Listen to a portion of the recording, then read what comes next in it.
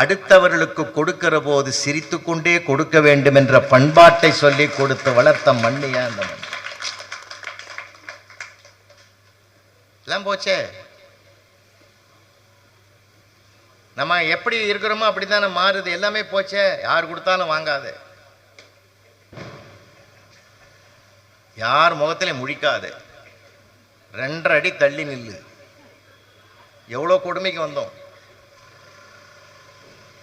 Sir. எப்படிலாம் மனுஷன் மாறினான் தெரியுமோ உண்மையிலே.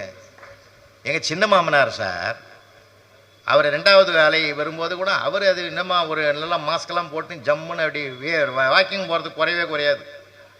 ஒரு நாள் நம்ம தெரு பக்கமாக போனார். ஐயோ போகிறாரு, சும்மா காலங்காத்தால் போகிறாரு, காப்பி சாப்பிட்டாரு இல்லையோன்ட்டு. மாமா வாங்கன்னு ஹாலில் உட்கார வச்சு உள்ளே போய் ஒரு டம்ளர் காப்பி அழகாக சூடாக கொண்டாந்து கொடுத்தேன். சார் மாஸ்க் எடுத்துகிட்டு சாப்பிட்டார்.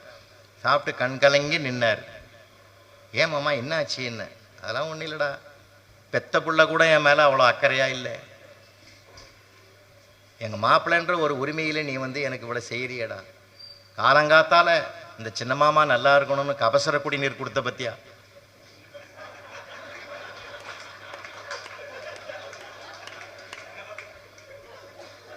நான் கொடுத்தது காப்பிங்க. ஏன்னா மனுஷனுக்கு மனசு பேதலிச்சு போய் கொரோனா வந்து போனவனை விட அந்த பயத்தில் போனவன் தான் அதிகம். காஃபி கூட அவருக்கு கபசர குடிநீராக மாறி போச்சு.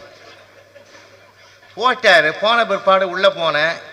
அவர் சித்தப்பா என்ன சொன்னாருன்னு கேட்டால், நான் என்ன சொல்லணும்னு நினச்சேன்னா அதை சொல்லிட்டாருன்னு.